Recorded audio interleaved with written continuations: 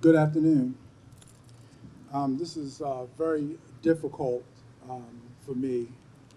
Um, Very difficult, very frustrating day for me. Um, on June 29th, early this morning at 12:21 a.m., my officers responded to the unit block of West Street for a report of a victim suffering from gunshot wounds. Officers arrived at that location and located an adult female victim suffering from a gunshot wound. Officers and emergency medical services personnel attempted all life-saving measures, but the victim was pronounced deceased at the scene. The victim was identified as Michelle Jordan Cummings. She's an African-American female, 57 years of age, who resides in Houston, Texas. Our preliminary investigation reveals that the victim was sitting on the patio area at a local hotel and was not the intended target. At this time in the investigation, it is believed that the shots were fired on Pleasant Street and traveled a short distance, shooting the victim. Of course, this is an active and fluid investigation, and we urge anyone with information about this incident to contact detectives at 410-260-3439. You can also call Metro Crime Stoppers at 1-866-7-LOCK-UP and submit an anonymous tip. If your tip leads, of course, to the arrest and indictment, you may be eligible for a cash reward for up to $2,000. I'd also like to state real quick before I turn it over to the mayor that we have detectives from the Annapolis PD working 24 hours a day. I've authorized the detectives to work around the clock to follow up on any investigative leads. Very tragic story. Ms. Cummings and her husband brought their son to settle in. He's to be inducted into the United States Naval Academy. He's also a prospect for the football team. So it turned out to be a celebratory occasion for the family, celebrating their son going into one of the best institutions in the United States, turned into a tragic event. So after I turn it over to the mayor, we'll gladly answer any questions and give you any updates that we have, that we can reveal. Thank you. I'm going to turn it over to Mayor Gavin Buckley. So this city's heart is broken. Somebody has lost their mum on the most proudest day probably of her life. So there are no circumstances where this can be tolerated. My sympathies go out to the family. We are focused on getting guns off the street, but it only takes one criminal with a gun for the results to be tragic. This was a horrific outcome for the kind of everyday gun violence that many cities across America see. Annapolis, sadly, is not immune. We have deployed our crisis intervention team to assist the victim's family. Police Chief Jackson has been updating me regularly on the status, and every resource is being deployed to solve this case. The perpetrators will be found and they will be held to account. Thank you. I just want to tell you who is with me, our Head of Public Safety, Alderwoman Rhonda Pendell Charles. The Alderwoman for this ward, Alderwoman Ellie Tierney, is here.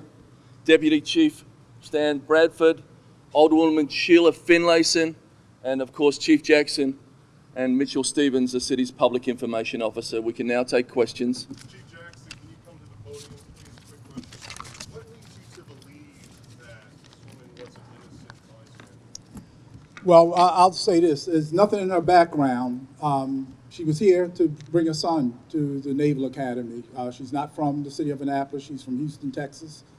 She was with friends and other a set of parents who was there to bring their son to the Naval Academy as well. They, got together to socialize when this unfortunate thing happened. You said he was the Navy midshipman was a football prospect? A football prospect, yes, for the United States Naval Academy.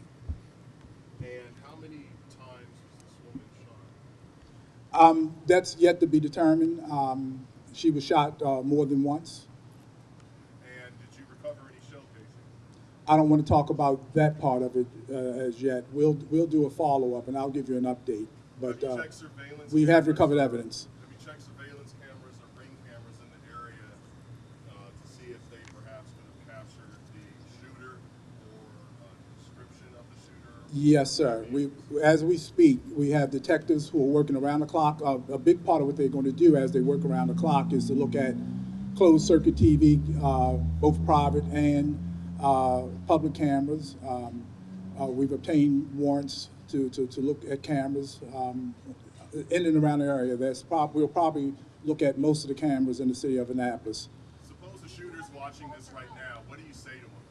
What I'll say to the shooter or any other shooter, first of all, my heart does go out to the family. I mean, I've had a rough day because I'm a parent, and you come here with the expectation to see your son go on a journey, and one of the most exciting times of his life only to be met by a reckless shooter. So what I'll say to the shooter, turn yourself in. We're coming after you.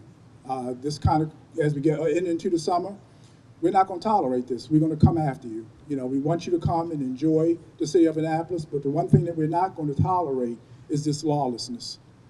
Chief, who was it that called for help? And Chief, were there witnesses that you've identified? We are still working on that. We received several calls. We're still investigating that. Probably one of the calls came from the hotel, but we're working on that. Was she with her husband at the time? They were together and another couple. At the graduate hotel? Or not? I can't confirm that. I won't confirm that right now. Just enjoying themselves this hot night. They were enjoying the breeze. They knew each other because their sons had went through the Naval Academy preparatory program in, I believe it's in Rhode Island. And so they knew each other when they went to see their sons off for their induction and the plea process. They recognized each other and they thought they'd get together and just kind of talk to each other and celebrate. I mean, if my son were going to the Naval Academy, it'd be a proud moment for me. And so they were just there, true victims, just sitting there enjoying themselves.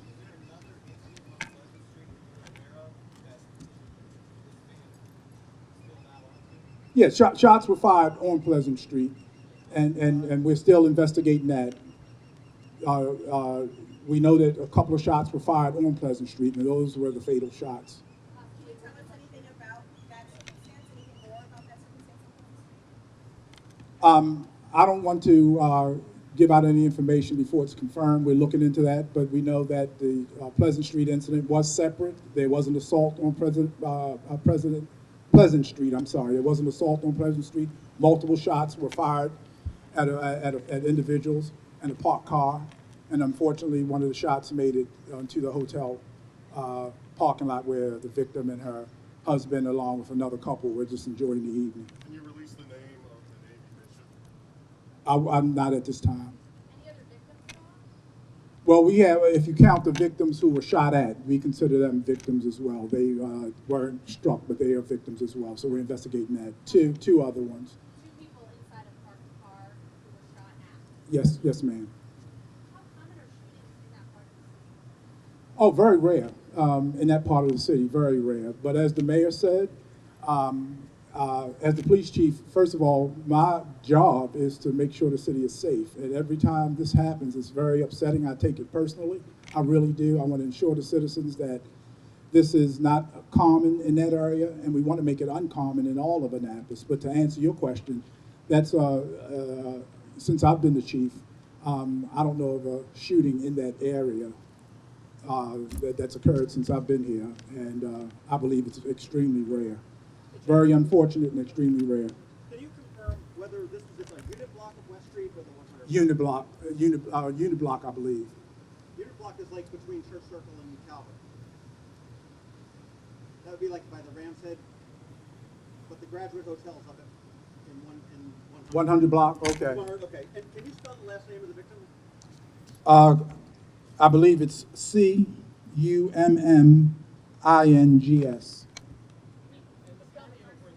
And her first name is Michelle. Michelle Jordan Cummings. Female, black, 57. I'm spelling it M-I-C-H-E. Yes, L-E. Yes, ma'am. Patio where they were socializing, is that on West Street or was it in a room back? There was a bar, restaurant, On West Street. right there in front of the Yes, sir. It is 2 L's. It's 2 L. Okay, it's 2 L's. C-H-E-L-L-E. Okay. And the last name again? Last name is Cummings. Cummings, like the former Congressman Elijah Cummings. Chief, you kind of cut out a little bit when you were giving the number. Can you repeat that again? The number, Yes. the number 2. Detectives. Oh, the detectives? Oh, yes. And we really need you to call us at area code 410-260-3439. And we will be taking calls 24/7.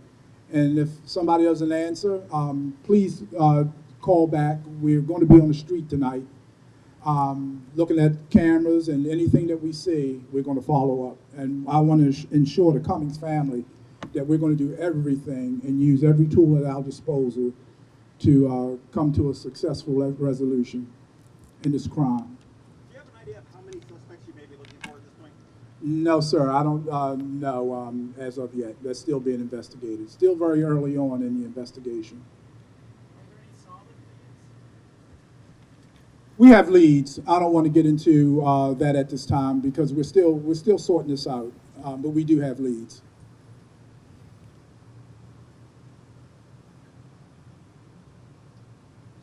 So I just want to let everyone know that the first thing we did this morning was reach out to Admiral Buck at the Academy. And he had been up all night with the families. So our hearts go out not only to the families, but to the whole Naval Academy family for this loss. This is a tragic event, a rare event in the city's history, but we are all devastated, and we're going to find out who did this.